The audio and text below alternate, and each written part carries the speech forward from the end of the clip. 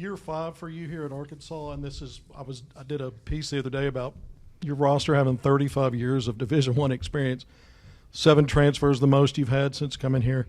Will you talk a little bit about the vast difference between last year and a young team and maybe one that's a more veteran experience, and how that even impacts practices and how you plan? Yeah, I think every year is different. It's really helped to have, the returners back, meaning Devo and Jalen Graham and, Cade and Lawson and Joseph. It's helped to we have a little bit more returners than we've had, and then obviously with the experience that we have with guys like L. Ellis and Davenport and Brazil's helped a lot on the side. He still hasn't jumped in with us full go. But having returners along with veterans that have played a lot of college basketball games. T. Mark comes from a great program at Houston. So, you get a guy like T. Mark who's played for such a great coach in Calvin Sampson. He understands how to work hard. He understands expectations. So I think that's, it's different. With experience, you can do things a little bit differently. And then with some, we have more returners than we did in the past as well. So we've been able to accelerate some of our schemes.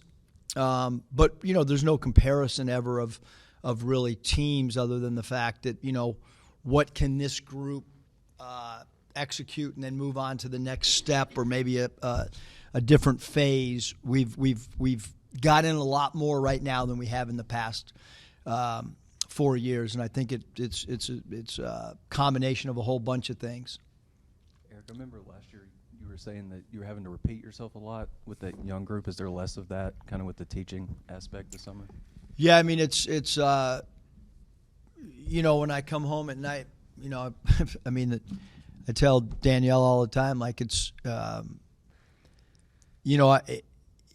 there's not as much coaching frustration. It's in reality, we've had one bad practice, I thought, the whole summer. And then we've had a couple that, we'd like the energy a little bit better, but I would say, for the most part, and again, we're doing execution, we're doing teaching, we're doing 5-on-0 skeleton dry run type stuff. We have, no way, shape, or form have we even come close to a rotation.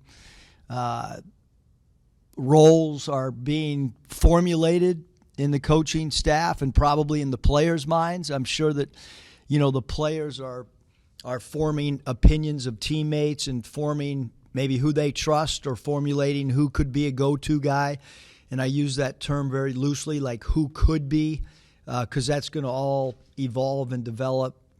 And, we hope to, whoever we are in November, we hope that just like in the past that we're much different come March. And that could be rotation player-wise. It could be set play. I mean, we still have a lot to try to figure out, but it's been a really good summer as far as working. Our mile times, much improved off, the last 4 years.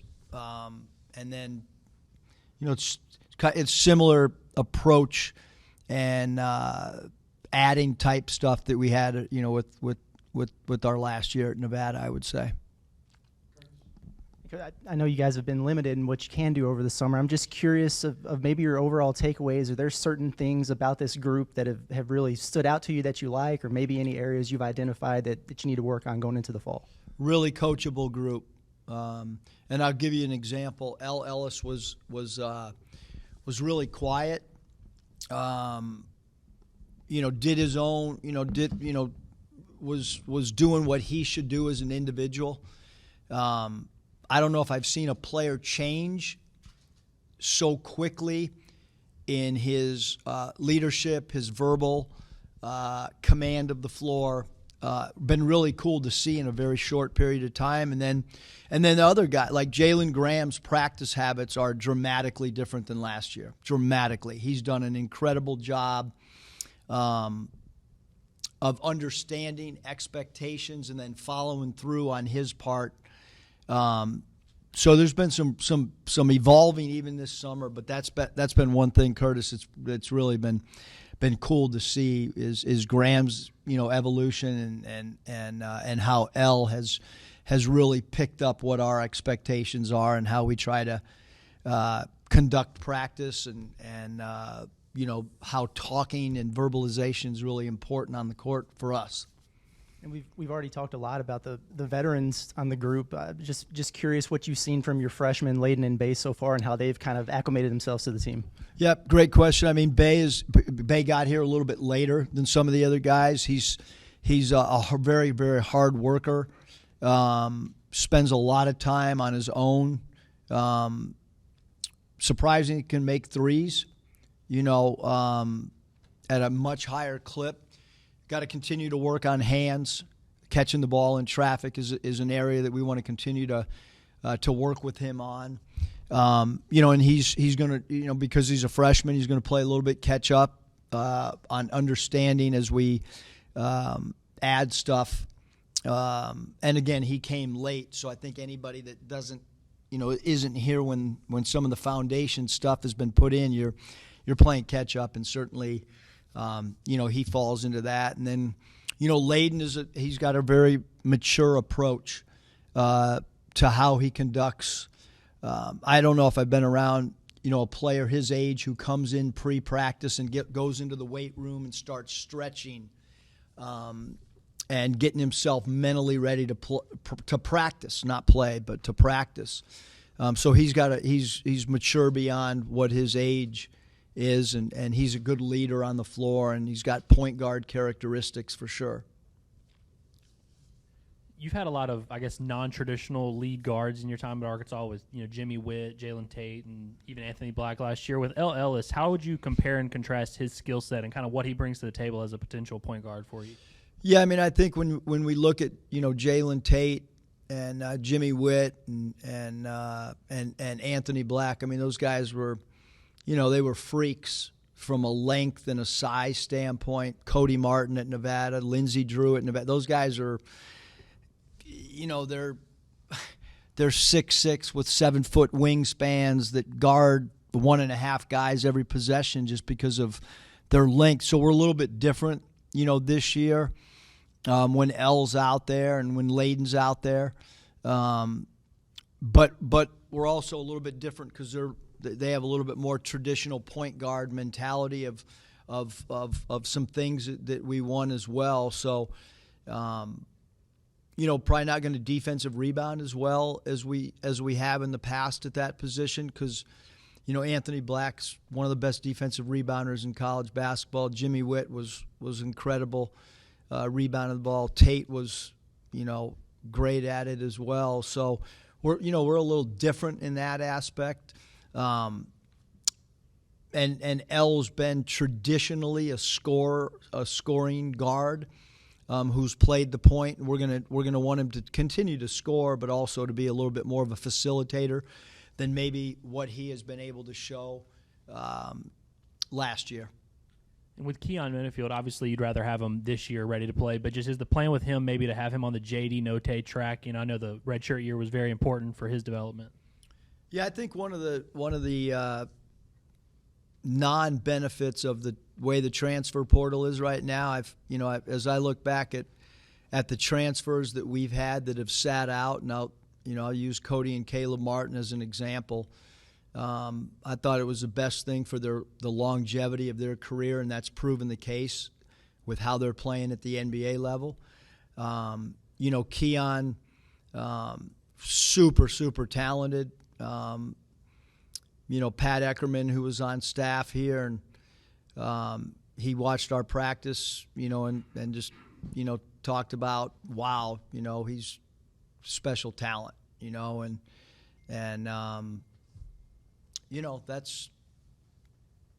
that's what the year's got to be about, is how can he get better.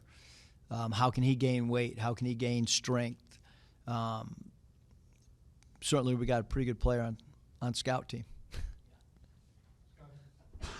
Eric, I know you like these big preseason exhibition games. I'm just curious how that Purdue exhibition game came about. Do you have a connection with Coach Painter? The only connection really with Coach Painter is just Nike puts on an event with a certain group of coaches, and so I've been a part of that with him and his wife and Danielle. But nothing substantial other than the fact that from afar, you're talking about one of the premier programs in the country. You're talking about, when we met about as a staff, it was how can we play a top 3 team in the nation who would be willing to play us. And how could we possibly do that in front of our home fans? Because last year we played Texas, who was a top 10 team for most of the year. How could we get a team in Bud Walton? And Todd Lee, did a great job of working the exhibition game for us and then doing that with administration and Purdue's administration. I think it's going to be a great game for Purdue, for Arkansas, for our fan base as well, because it's. I mean, you're going to be able to get a Big Ten team in here that I'm going to assume comes in anywhere from 1 to 3, and they're really unique. They have incredible shooters. They were young last year. They have a player that could be player of the year in college basketball who's overly unique in how you have to prepare for him. So I think it gives us a lot of really great things. And we referenced our Texas game even as we got ready for the NCAA tournament about things Texas did, about physicality. So hopefully this is a game that we're going to be able to reference throughout the course of the season as well.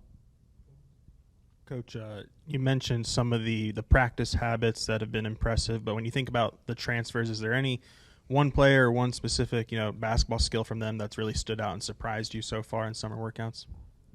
I think that when you go and you get into the transfer portal, I think that you try to study a player analytically.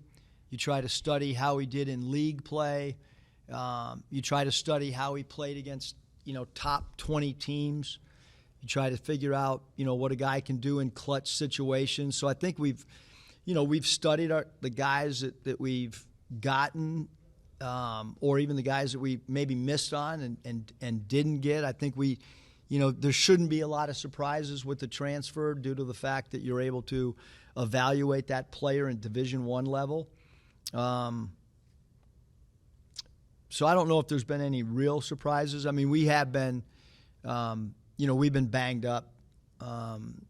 We've had a lot of guys on the side that'll all be, for the most part, when we come back. I mean, we have one more practice tomorrow, and when we come back, we should be a team that's fully healthy, and there's no reason to go into who was hurt. It's irrelevant because we're doing everything behind closed doors, and when we come back, other than the timeline of Brazil will be a little bit different than some of our other guys because we are being overly precautious with him and want to make sure that we hit that 9-month mark before he does a whole lot.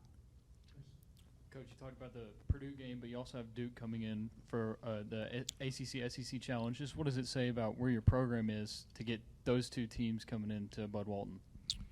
Yeah, well, I think Purdue, that game in particular, like they had a choice of probably doing that game with a lot of people.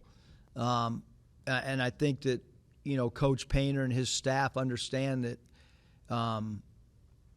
Bud Walton is a unique place to play. And I'm really hopeful that our fans across the state understand the significance of getting a team like this for an exhibition because there's not a lot of exhibition games that are being played against Division I teams. And so we're doing something unique. We're doing something that, you're putting it all out there really quickly.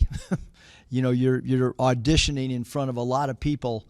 There's a little bit more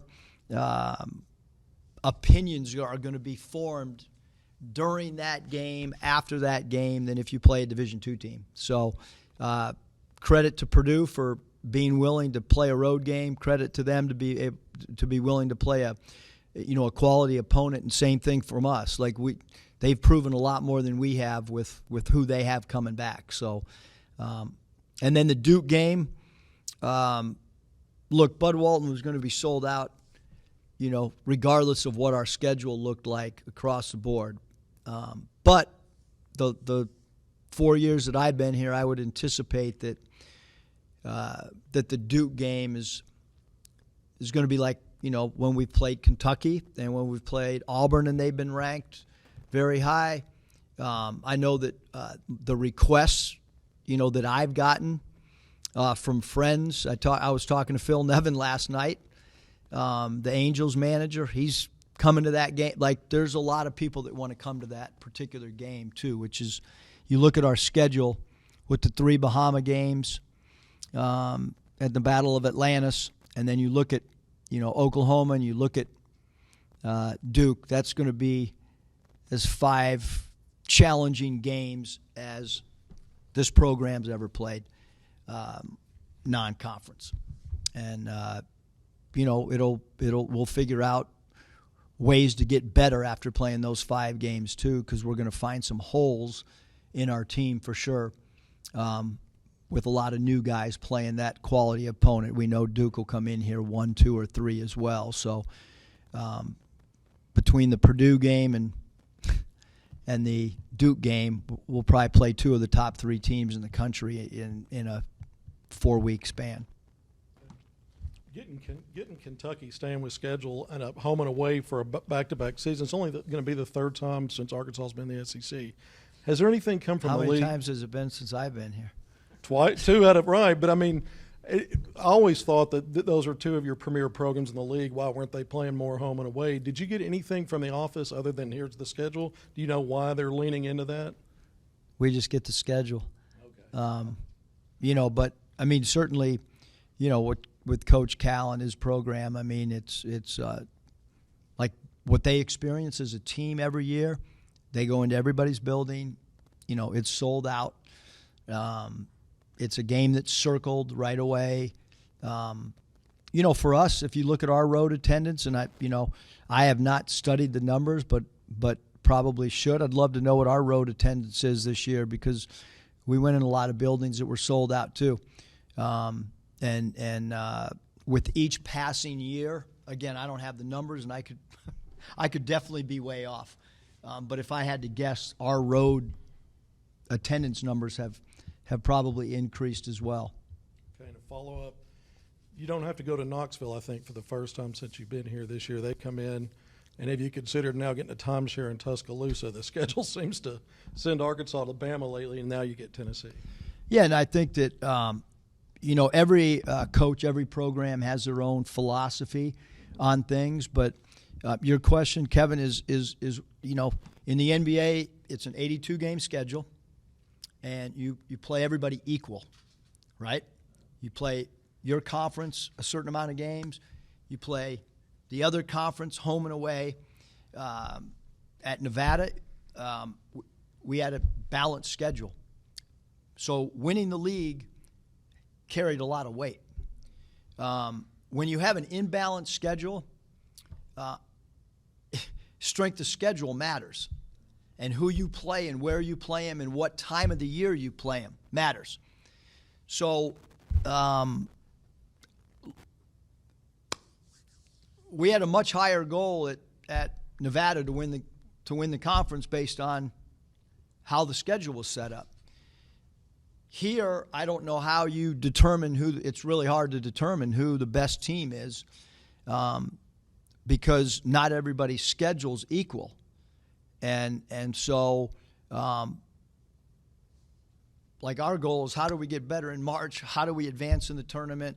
that's always going to be our goal because of what you said. I mean, I can tell you a lot of restaurants in certain cities, and then there's other cities in our league that I have no idea of one restaurant based on how often or how little we've visited them. Yeah, Coach, this is the first time we've been able to talk to you since the board approved those Bud Walton renovations. I was just curious your thoughts on those. I mean, it's way over my, deal, but I mean, obviously, I think anytime there's going to be renovations with anything, you're excited and I know that there'll be a lot of conversations on, what those look like, and I probably won't be asked too much unless I ask about the locker room. But I think whatever, they come to is going to be awesome for the program and great for the fan base, and the game of college basketball is changing. It's becoming way more entertainment. Part of that's having your building be the place to be, so that you don't just want to cater to basketball fans. You need to cater to people that don't necessarily love basketball, and you do that by having amenities in an arena. That's what makes pro sports different, is how they market and get people to come to their games that aren't coming just for the ball and the two hoops. They're coming to a place to be. It's fun environment. It's entertain. All those things, and certainly having a building be renovated, I think it can certainly add to that tremendously.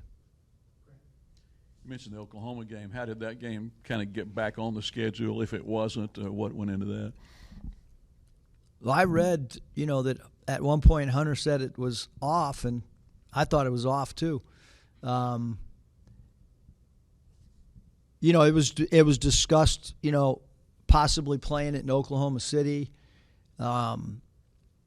It was discussed, are we going to do it or not do it in Tulsa? I think it's great for Oklahoma. I think it's great for Arkansas. I think it's great for the Sooners fan base. I think it's great for the Razorback fan base. I think it's great for Porter Moser. I think it's great for our staff. So the environment there, any fans that haven't been there for either program, I think it's a great game. It gives you a different feel than our own building. Much like the Little Rock game does. It's really cool. It's if you play double-digit games in Bud Walton, then you get an opportunity to go play a game, and it helps us prepare for the NCAA tournament. I can tell you that. Obviously you go to Little Rock, and it's all 100% Razorback fans, but still it's a different environment that we have to adjust to, which I think helps prepare our basketball team. From a fan base standpoint, it's great as well. Going to Tulsa, jumping on a bus, staying in it's different than playing a game in this building. It is a neutral site game, so I think that's an awesome game for us too on the schedule. Coach, with Tremont and Jeremiah, has anything in particular stood out to you about those guys this summer, and where do you think they can maybe best help you? Yep. So T. Mark is you're talking about a guy that started on a team that was ranked number one for most of the year. So that alone speaks volumes. Houston, one of the toughest teams physically, one of the best defensive teams every year. One of the most disciplined coaches. So T. Mark got all of that.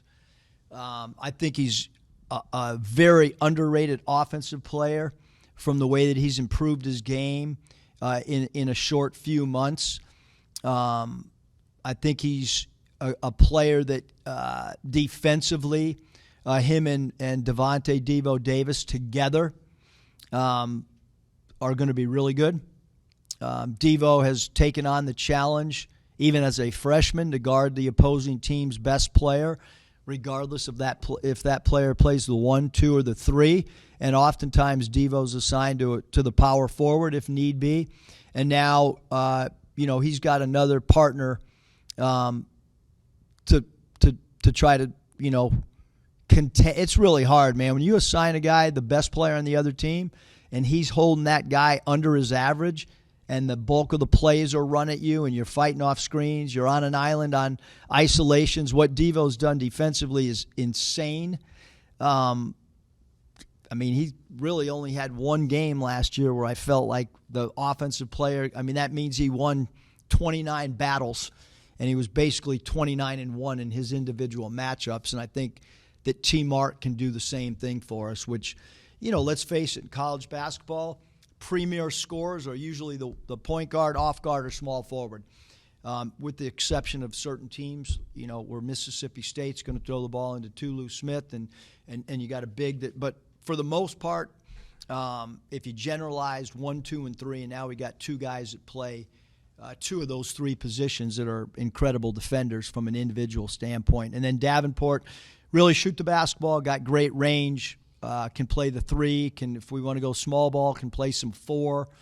So he's given us a stretch the floor type player that we look at our numbers we obviously needed.